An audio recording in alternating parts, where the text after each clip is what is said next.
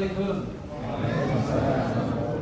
As I was saying, the group I was just a part of come from London in England, and the weather there is awful. I can't tell you what a relief it is to be in a country that actually has some warmth and blue skies.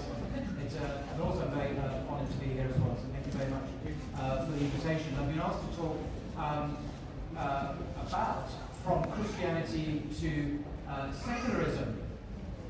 Now I'm going to tell you what I think is a very interesting story about how the West travelled from Christianity to modern secularism. It's my take on this subject, so I'm not saying this is the story. There are many different ways of telling a narrative about how the West went from being solidly theocentric Christian to being very dulia-centred as it is today. So, but my story, which I've just in a sense created, I think it's a really interesting theological story, starts with the Torah, the Jewish Bible, if you like, the first 5 books of Moses. Now, as you might know, the Torah was, still is, a complete code of life, similar in many ways to the Sharia in its scope. The story goes that there were 613 commandments of the law that were given to Moses on Mount Sinai. And the divine law, if you read it, it covers so many different areas of life in general. It covered business practices, property rights, criminal laws, punishment and restitution, agriculture and animal husbandry, tithes and taxes, sacrifices and offerings, dietary laws, rules of war, and many, many other things. Now what's interesting, and I mentioned this in my last talk just now, is that most modern scholars today believe that the historical Jesus is not the Jesus necessarily of Christianity, who is seen as God, the second person of the Trinity and so on, but the historical Jesus, they have concluded that he was a Torah-observant Jew. So he was a Palestinian, Torah-observant Palestinian Jew. And indeed, even the Gospels we have today seem to, or at least one of them, the Gospel of Matthew, seems to suggest this. I want to read to you a few words from the Gospel of Matthew in the Bible. This is Holy Bible, so if you come across a Bible that doesn't have Holy Bible. So this is the Holy Bible, chapter 5, verse 17.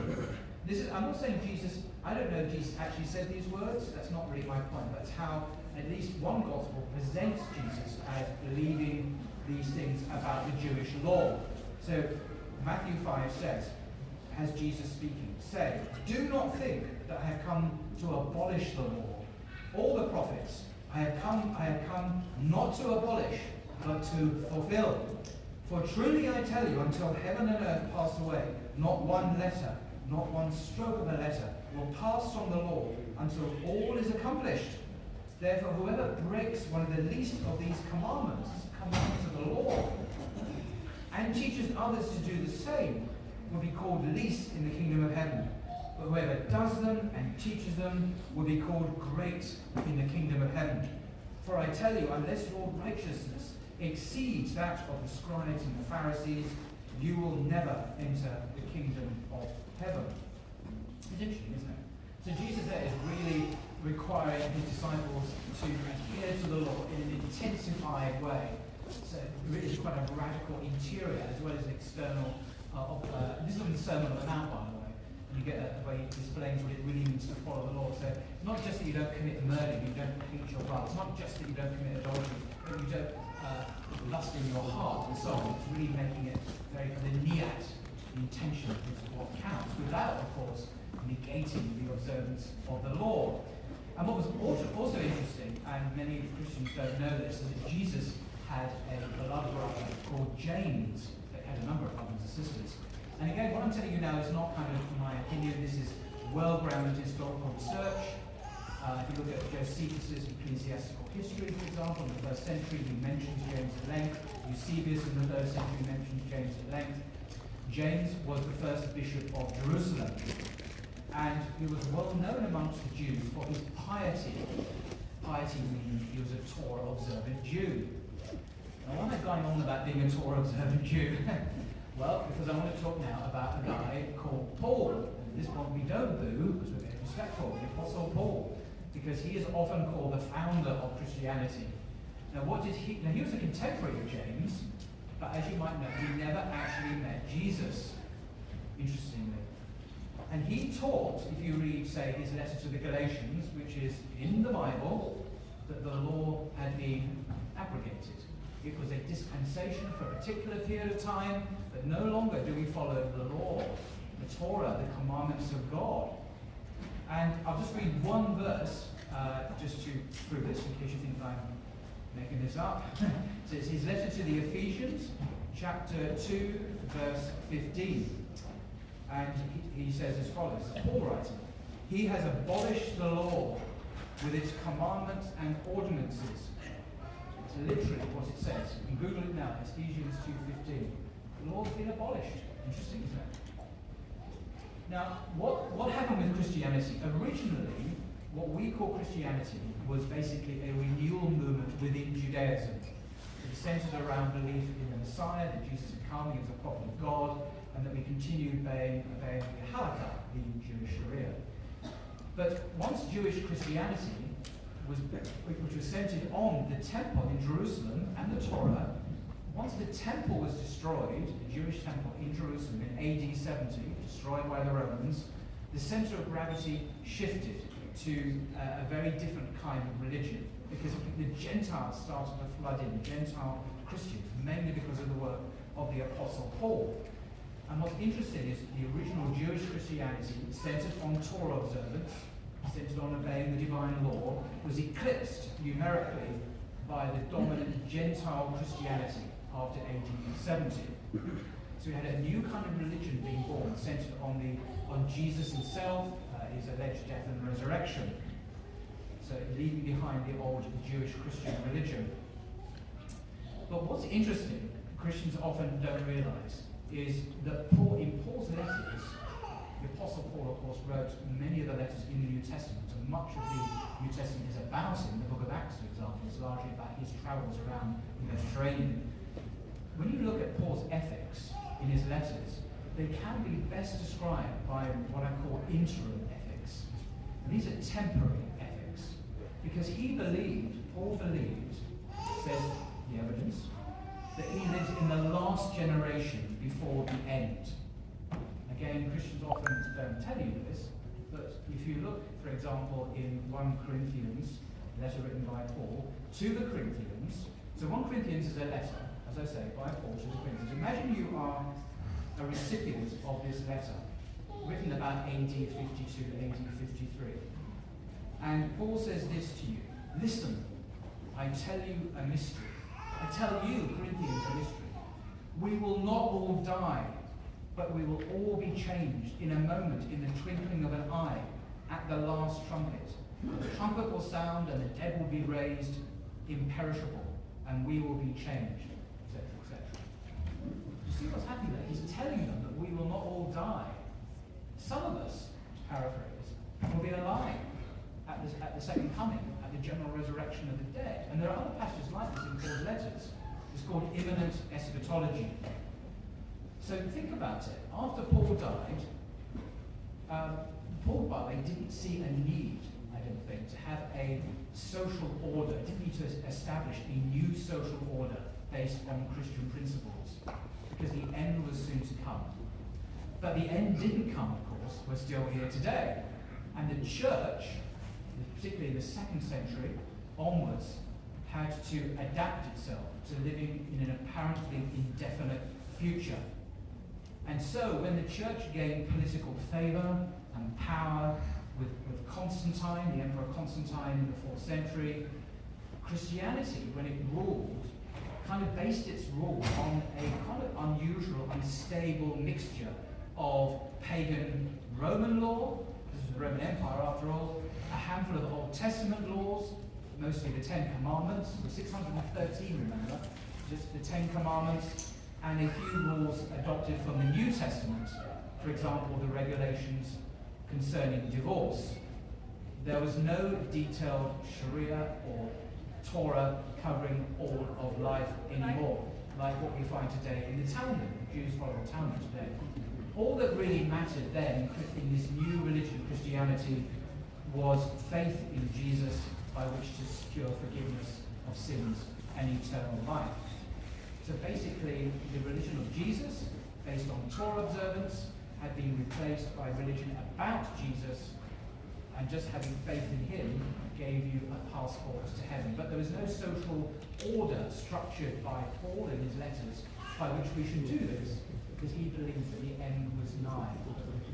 Within his generation, the end of the world would happen, as we saw in 1 Corinthians.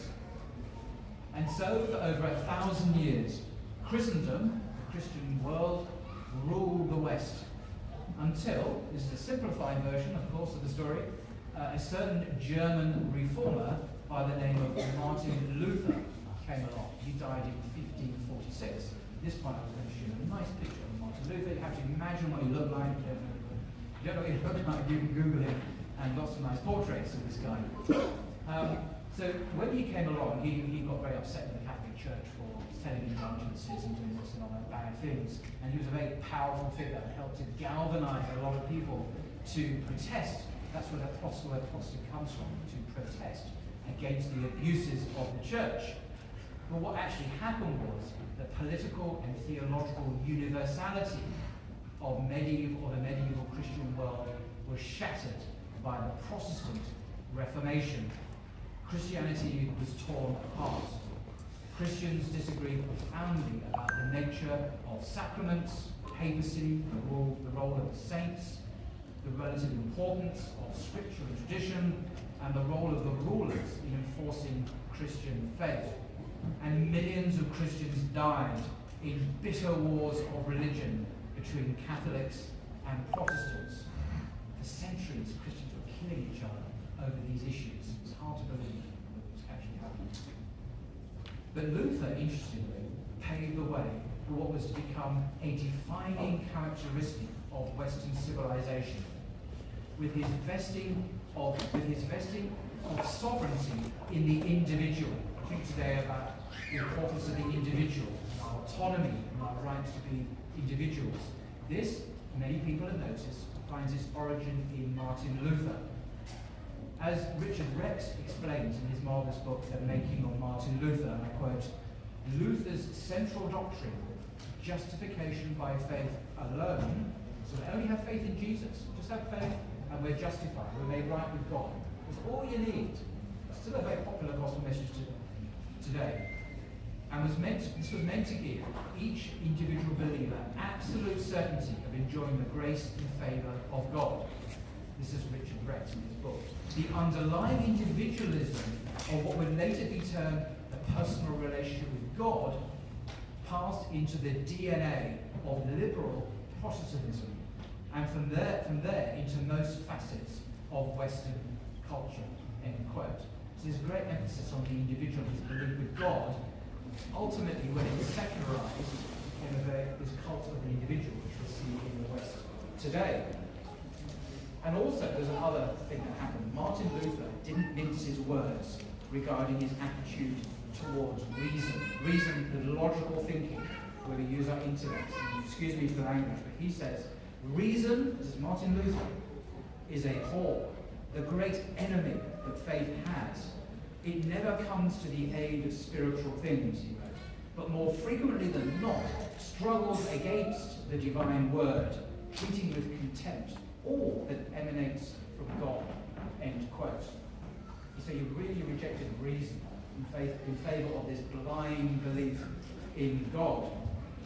Thus, the Protestants, these are the modern evangelicals, for example, or Episcopalians, Baptists, and so on, Methodists, these are all Protestants. But thus the Protestants believing faith to be the only way of approaching God, abandoned reason wholly to the secular realm, with far-reaching consequences. The material realm became the only field with which reason could engage. It had no place in religion.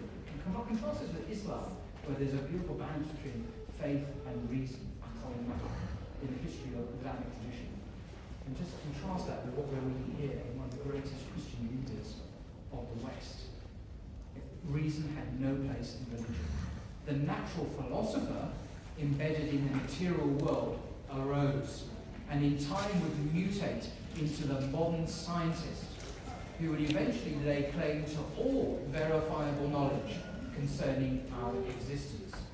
So religion retreated from the domain of reason, or the domain of the world, and that was given over to what will become ultimately the scientist, and he laid, or she lays claim to the only authentic knowledge that we have. You see, this is an historical process. It had its origins in Luther and the Reformation, of course.